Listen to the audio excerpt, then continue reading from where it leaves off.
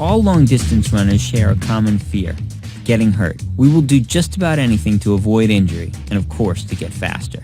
So when I heard that getting my gait analyzed might help on both fronts, I was all in. Michael Silverman, a physical therapist at Manhattan's Hospital for Special Surgery, has been analyzing the gaits and stride patterns of runners since 2008. We're just trying to get a sense of if he's an overstrider and how he strikes. So is he striking on his heel, his midfoot, or his forefoot? Yeah. The analysis first tests strength and flexibility, which can help determine how a runner moves. Next comes a look at what happens to the legs when they perform squats and come off steps, movements that closely mimic the running motion.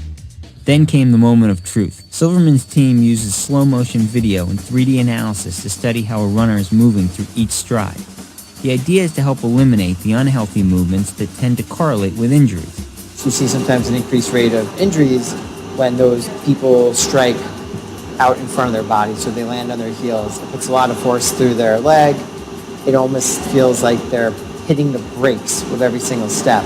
So there's an increased incidence of stress fractures and things of that nature.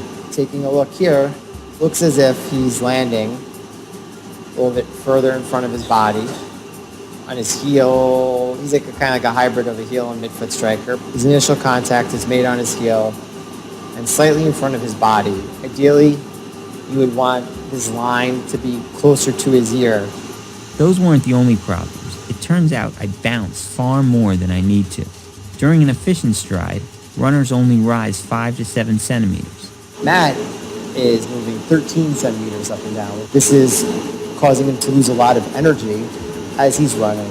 So he's very inefficient, and it's also increasing his risk for injury because he's coming down harder with each step. The news wasn't all bad. Silverman says when it comes to the feet, I'm getting this part right, landing on the outside of my foot and rotating in. He starts to pronate his foot, which is excellent. You do want a little bit of pronation in your running. And then what he does is he starts to resupinate the foot. So it's allowing him to push off his leg. And this is ideal running mechanics. Since that part of my running mechanics didn't need changing, Silverman then took a look to see if weakness in my glutes and hips was affecting my knees. It wasn't. You want this line as close to 180 degrees as possible. You're just under 180, so that's perfect. But there was plenty of room for improvement. I have to stop bouncing. All that extra impact increases my risk for injury. I asked Silverman about other common injuries among runners. So what causes the runner's knee most often? More often than not, it's being weak in your glutes as well as your quadriceps and poor flexibility in your lower extremities. That lack of flexibility and strength can cause a runner's legs to collapse in or out, unable to handle the impact of striking the ground. And the poor form can cause hip injuries like bursitis or hamstring pain.